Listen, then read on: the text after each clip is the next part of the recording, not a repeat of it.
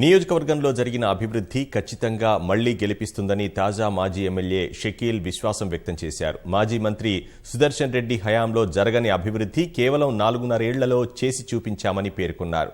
బోధన్ చక్కెర కర్మాగారం తెరిచే విషయంలో తెరాస చిత్తశుద్ధితో ఉందని, ఈ అంశం ఎన్నికల్లో ఎలాంటి ప్రభావం చూపబోదంటున్న బోధన్ నియోజకవర్గ తెరాస అభ్యర్థి షకీల్తో మా ప్రతినిధి ముఖాముఖి. తెలంగాణ రాష్ట్ర ఉద్యమ సమయంలో బోధన్ ప్రాంతం కీలక పాత్ర వహించింది. ఉద్యమ సమయంలో ఉద్యమ ఘటనలతో వార్తల్లో నిలిస్తే, ఉద్యమం తర్వాత బోధన్ షుగర్ ఫ్యాక్టరీ విషయంలో నిత్యం వార్తలో ఉంటూ వచ్చింది.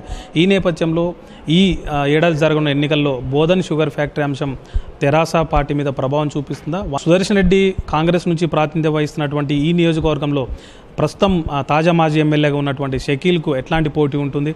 ఇట్లాంటి అంశాలని మనం తాజా మాజీ ఎమ్మెల్యే షకీల్ని అడిగి తెలుసుకుందాం. ముందుగా సార్, ప్రస్తుతం ఎలక్షన్లు దగ్గర పడుతున్నాయి. ఇప్పటికే మిమ్మల్ని అభ్యర్థిగా కేసీఆర్ ప్రకటించారు. ఈ నేపథ్యంలో పార్టీ పరిస్థితి నియోజకవర్గంలో ఏ విధంగా ఉంది? పరిస్థితి చాలా బాగుంది. వెళ్ళిన గ్రామాల్లో ఒక గ్రామాలు 4 గ్రామాలు మేము పర్యటించినాం. ఒక గ్రామం జాడి గ్రామం అనేది మళ్ళీ పూర్తిగా మేము సంపూర్ణంగా మా ఊరంతా కూడా టీఆర్ఎస్ పార్టీకి ఉందని వారు ఏకగ్రీవ తీర్మానం చేయడం జరిగింది. అలాగే చాలామంది దాదాపు ఒక 40 పైచిలుకు గ్రామాలు బోధన్ నియోజకవర్గంలో అటువంటి ఏకగ్రీవ తీర్మానానికి సిద్ధంగా ఉన్నారు. మేము ఇప్పుడు ప్రచారంలో దూసుకెళ్తాం. ఇంకా రాబోయే ఒక 1-2 డేస్ తర్వాత దాని గురించి మేము ప్రణాళికలు చేస్తూ ముందుకు పోతా ఉన్నాం. గత ఎన్నికల్లో మీరు ఎట్లాంటి హామీలు ఇచ్చారు? ఇచ్చినటువంటి హామీల్లో ఎంతవరకు నెరవేరినాయి, ఇంకేమైనా మిగిలినాయి?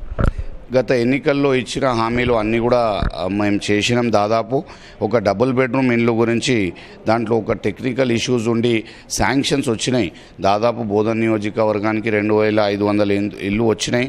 కొన్ని విలేజెస్లో ఏముందంటే గవర్నమెంట్ ల్యాండ్స్ లేకుండా, ఇప్పుడు నెహ్రూ నగర్ ఫర్ ఎగ్జాంపుల్ ఉంది ఏడ్పల్లి మండలంలో, ఏ విధంగా కూడా ఒక గజం కూడా గవర్నమెంట్ ల్యాండ్ అక్కడ లేదు. అంటే గవర్నమెంట్ కొనుగోలు చేయాలంటే కొద్దిగా అది డిలే అయింది. మేము దానికి ఒప్పుకుంటా ఉన్నాం. కానీ ఆ టెక్నికల్ ఇష్యూస్ వల్ల అయినాయి. తర్వాత వేరే ప్లేసెస్లో అన్ని చోట్ల వర్క్ ఇప్పుడు కొనసాగుతూ ఉన్నది, చేస్తూ ఉన్నాం. కొద్దిగా అదే ఒక వర్క్ స్లో అయింది. ప్రభుత్వం కూడా సాధించలేని విధంగా 70 సంవత్సరాలలో వాళ్ళు చేయలేని పని ఈరోజు మేము 4.5 సంవత్సరాలలో చేసి చూపించినాం. ఈ ఎన్నికల్లో బోధన్ షుగర్ ఫ్యాక్టరీ అంశం మీ విజయం మీద ప్రభావం చూపించదా? అటువంటిది ఏం లేదు. బోధన్ నిజాం షుగర్ ఫ్యాక్టరీ గురించి మేము ఫస్ట్ నుంచి చాలా చిత్తశుద్ధితో ఉన్నాం. నిజాం షుగర్ ఫ్యాక్టరీ ఓపెన్ చేయాలనే ఉద్దేశంతోనే ప్రభుత్వం వచ్చిన తర్వాత మేము ముందుకు పోతా ఉన్నాం. అదే ఆలోచనతో ముందుకు పోతా ఉన్నాం. తర్వాత ఈ ఫ్యాక్టరీ మనం వాపస్ తీసుకోవాలంటే చాలా టెక్నికల్ ఇష్యూస్ ఉన్నాయి. ఆ టెక్నికల్ ఇష్యూస్ హర్డల్స్ కూడా మేము క్రాస్ చేసుకొని మళ్ళీ ఈ ఎస్బీఐ క్యాప్ ద్వారా ఆ ఫ్యాక్టరీకి ఉన్న వాల్యుయేషన్ ఎంత ఉంది అది కూడా చేపించడం. వాళ్ళు యజమాన్యం చెప్తున్న వాల్యుయేషన్ 300-400 కోట్లు బ్యాంకుల నుంచి లోన్లు తీసుకున్నారు. ఇటువంటి అన్ని టెక్నికల్ ఇష్యూస్ ఉంటే ఒక సిఎస్ లెవెల్లో కమిటీ కూడా వేయడం జరిగింది.